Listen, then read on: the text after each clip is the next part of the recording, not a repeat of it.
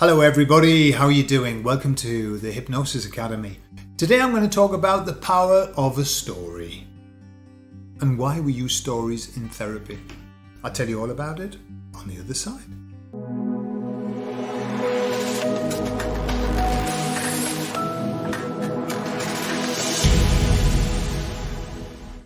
When I was being trained in NLP and leading on to hypnosis, what I was taught was that the unconscious mind deals in metaphor. And if you ever look at the work of Richard Bandler, for example, when you listen to him talk, all he does is tell stories. He just tells story after story after story. Why does he do that? And why is he hailed as one of the best therapists in the world? Well, probably because of the stories. Now, I do think that he got a bit carried away with himself, if you don't mind me saying, Richard. He got a bit carried away with himself and he kind of told too many stories and didn't give any meat, okay? Because I think you've got to get a fine balance between telling stories and then doing some work, okay? However, far be it from me to cast nasturtiums upon Richard Bandler, but I've taken that on board, and I have found that over time I have used more and more stories or tales or my friend John or something. Do you know what happened? Let me tell you this story. I use them such a lot now. Now, of course, to use them, you've got to have them. Right? When I started off, I didn't have many stories. I really didn't. And I only got the stories by looking at other people who produce these kind of things. Stories come from all over. They don't have to be your reality.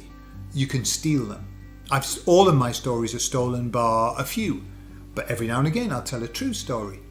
But as we said, when you tell a story about your own personal experience, pretend it's somebody else's experience.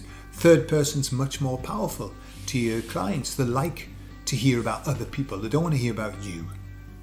Right? So I'll give you an example of a story that I think is extremely therapeutic. Extremely. And stories can be very tough as well, you know. But you see, when you tell a story, you're not talking to the person.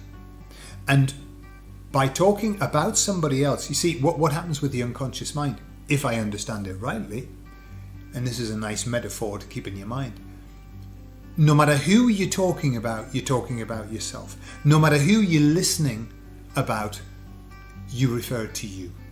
And this is why when people have the ego that's out of control, you can say something about somebody else and they kind of think, they say, what are you saying about me? Okay? It's like it becomes very personal.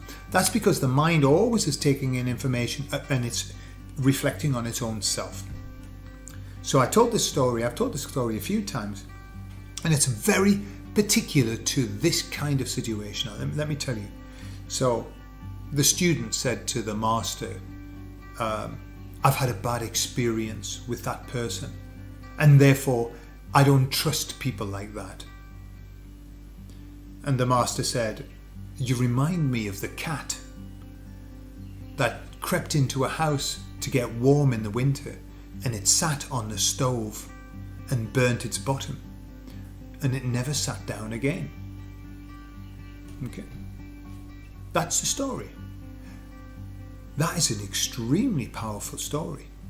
What is the story? Well, it's saying, you know, don't think just because that happened to you once, it's going to happen to you every time. Don't think that that person is the same as everybody else, or don't think that everybody else is the same as that person. Yeah. So that's kind of the idea, you know, the cat never sat down because it thought the act of sitting was the dangerous thing, when in fact it was the actual act of sitting on a stove. So these stories, when you tell people them, quite often you don't need to explain them afterwards. Sometimes when you explain them, it takes away the power, but not always, just depends. If the person looks at you going, I don't even know what that means, then you might need to explain it. But often people understand these stories, you know, very quickly.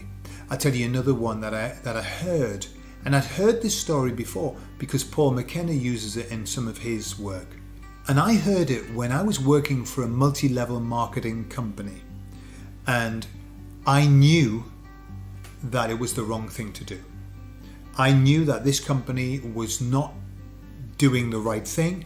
I knew that I was lying to people about what potentially they could earn. It was a lie I was living. And I knew that I was working something like 80 hours a week. So I knew there was something seriously wrong with the picture. And we went to a conference, and the guy who was doing this like energy talk, like motivational speaker, he told the story of the fisherman who was lying one afternoon against his boat smoking his pipe, and the businessman came by and said to him, what are you doing? And the fisherman said, I'm just lying here relaxing. He goes, why aren't you out fishing? And the fisherman said, because I've caught enough fish for today. And the businessman said, yeah, but you're not thinking straight. If you go out and you fish again and get extra fish, then it's going to be better. And the fisherman said, well, what would I do with the extra fish? The businessman rolled his eyes and he said, you would sell them and you would get extra money. And he said, well, what would I do with the extra money?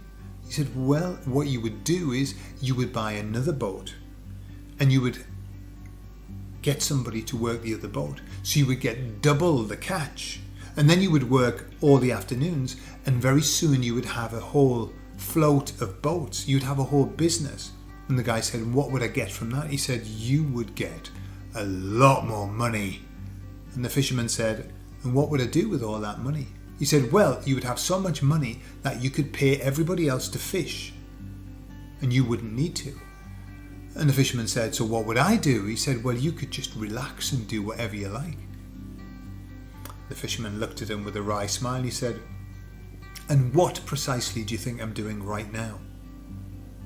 Okay, so he told that story, very powerful story, which is all about, trying to get things, to have something that you already have. It's a God-given gift to be able to relax and just enjoy yourself. And he told that story to a group of multi-level marketing people. For me, that was the turning point where I said, right, I'm going to get out of this because this is not what I want to do. No amount of money is going to bring me happiness. And so these are very powerful stories. Obviously, you've got to choose the right one for the circumstances. He chose the completely wrong one for the circumstances. However, it was the right one for me. So stories are wonderful. Get a bank of stories. After a while, you don't know who you've told the stories to. Sometimes you repeat yourself. I know I do. But it doesn't matter, because some people are quite happy to hear the story twice. In fact, what happens is after a while, they become almost like mantras, the story of. And this is why we have things like a stitch in time. We just have to say that to people. A stitch in time. Yeah. Here in Spain, they've got a beautiful one, which is in the house of the ironmonger, wooden spoons. That's a lovely, I love that. That is a story. Because what does it mean? That the people who are most capable of putting something right, often in their own lives, don't do it. Look at therapists. Look at therapists' lives. Yeah. They're not always completely sorted in their life. So, get some good stories. The more stories you have for more different things, the better. And if you've got a good imagination, invent the stories. Invent them. I've invented them before. Think, I haven't got a story for this. I'll invent one. Okay? That's what hypnosis is all about. Inventing stories, inventing metaphors inside. Okay? So, get your stories, get a good bank of them and use them, because they will change you and they will change your clients forever. I love you all. I'll see you all later. Bye-bye.